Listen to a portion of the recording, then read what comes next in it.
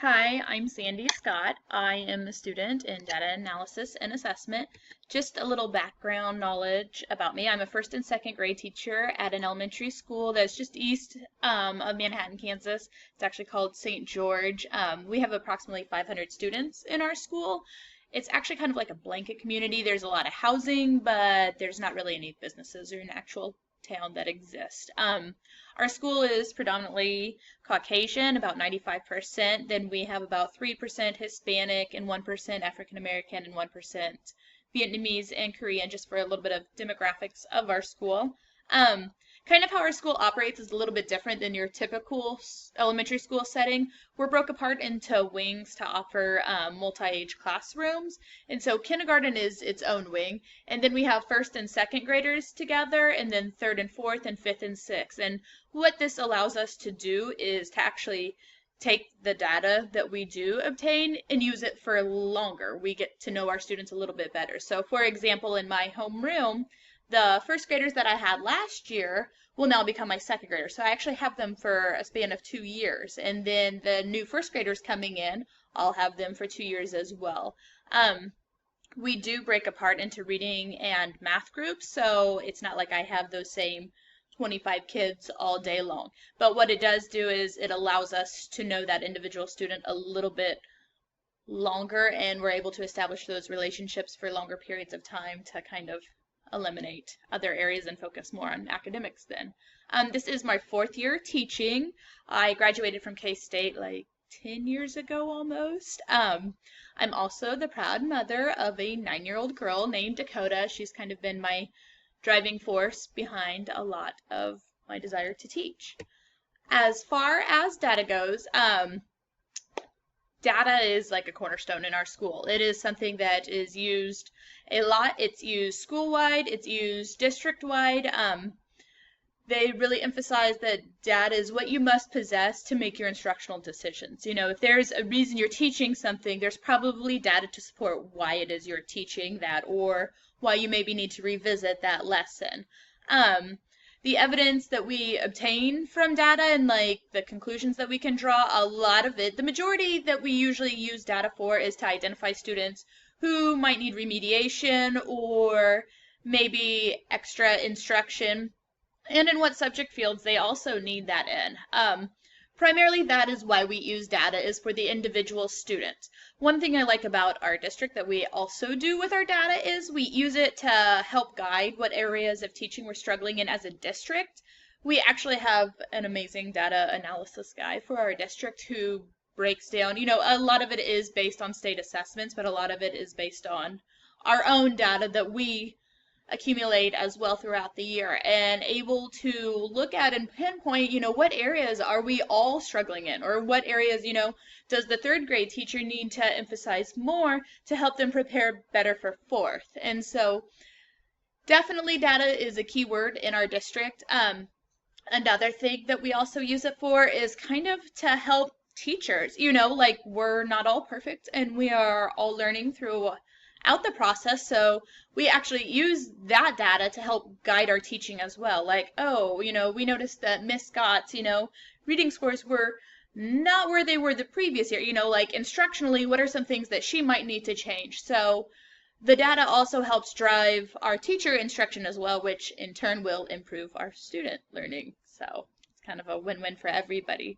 At every grade level, the type of data that we obtain and how we do that is a little bit different.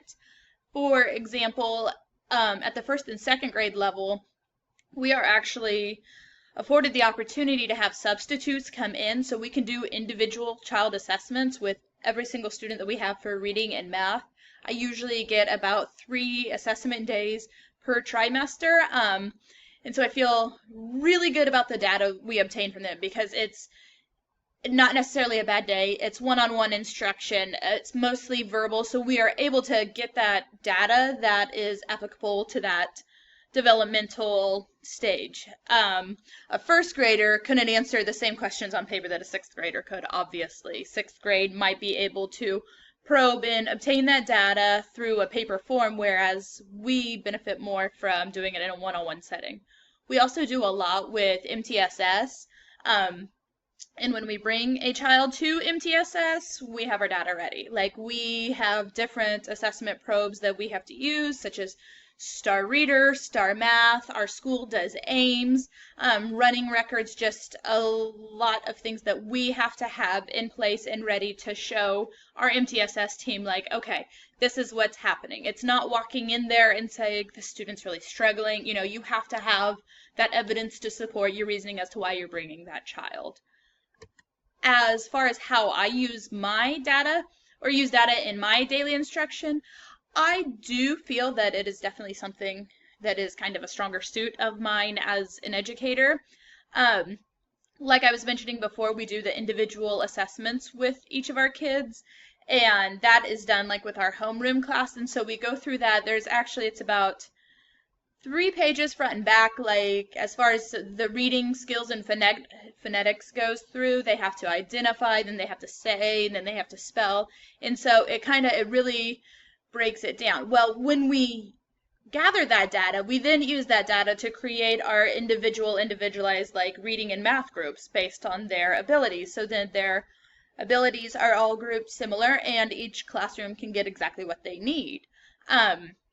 In my reading classroom specifically, I do a lot with data collection because I have found that for my own knowledge, when I can go back and look and see, you know, what reading miscues a child is consistently missing, that allows me to provide that instruction better specifically for that student. Whereas if I was to just, rely on my own knowledge and my own memory to remember every single individual student, it wouldn't be as accurate. So running records in guided reading groups, they're definitely a huge data collection part of my reading day, as well as spelling and certain phonics skills. We always offer instant feedback.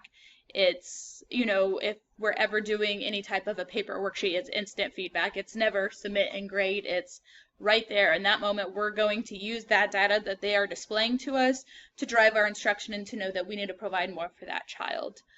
As far as math, there probably isn't as much data collection with math because so much of that is whole group based on our curriculum. We do have like our individual records for flashcards that allow us to see where they're timed at, and we go through the individual math assessments. So we do have a lot of data. I would just say that it's maybe not driving as much instruction as reading.